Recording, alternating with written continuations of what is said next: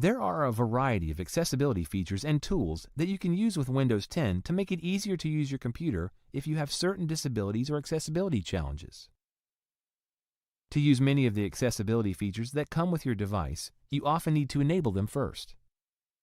You can access many of the Windows 10 accessibility features in the Settings app under Ease of Access. First, we will cover Vision Settings. For your display, you can change the size of the application and text you're viewing. To do so, click the drop-down menu here and select the percentage that suits you. You can also change the brightness of the display and make it brighter.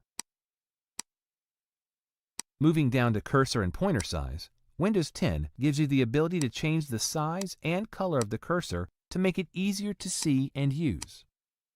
Here, you can also change the width of the cursor to make it easier to find while typing. Next is Magnifier. Enable the Magnifier feature to zoom in on parts of your screen as you use your computer. There are also hearing settings.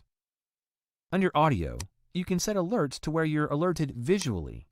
This prevents you from missing an audible alert. Under Interaction, there are several settings based on your input, including speech, keyboard, and mouse. In the keyboard settings, there is an option to use an on-screen keyboard, which is very useful for devices without a physical keyboard.